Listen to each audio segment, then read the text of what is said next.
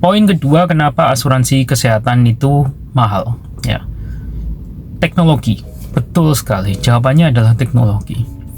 Setiap pengobatan zaman sekarang, ya sudah sekitar 3 tahun, 4 tahun terakhir lah, pengobatan itu semakin canggih dan semuanya semakin relate dengan teknologi.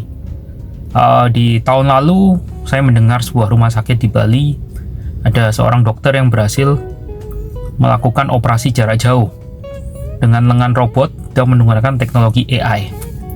Bisa dibayangkan kan berapa mahalnya biaya yang dilakukan ini? Biaya kesehatannya ini mahal banget loh kalau operasinya jarak jauh pakai teknologi AI. Nah, inilah pentingnya kenapa harus punya asuransi kesehatan. Karena dengan kecanggihan teknologi ini, alat-alat yang digunakan untuk perawatan medis itu akan semakin canggih juga.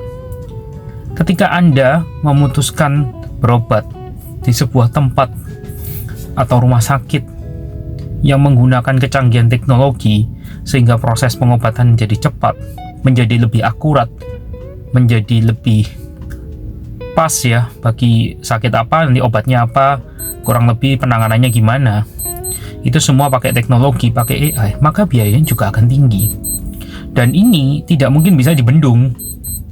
Kecanggihan teknologi ini akan terus muncul terus dan semakin maju.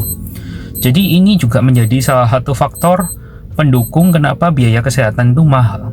Karena tuntutan dari orang yang sakit juga, mereka kepingin cepat sembuh kan, mereka ingin lebih akurat kan menganalisanya. Selain dari dokter, analisa secara ilmu kedokterannya, juga diperlukan analisa yang lebih mendalam lagi di struktur tubuh manusia.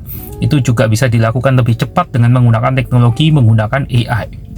Nah, inilah kenapa pentingnya Anda harus memiliki asuransi kesehatan. Dengan semua perkembangan zaman yang sekarang ini, nggak cuma sosial media aja yang cepat. Teknologi untuk kesehatan di masa depan itu juga berkembang cepat loh. Dan ketika perkembangan ini semakin cepat, dan ketika rumah sakit, klinik, atau tempat berobat Anda memutuskan menggunakan teknologi, maka biayanya akan semakin tinggi. Jika kita hanya mengandalkan di Indonesia ini ada BPJS, maka kira-kira akan cukup nggak? Jadi kalau BPJS bisa jadi teknologinya yang kelas kedua, kelas ketiga. Tapi kalau asuransi swasta, Anda mungkin bisa mendapatkan first service. Jadi kira-kira Anda bisa berpotensi sembuh lebih banyak. Kemungkinan.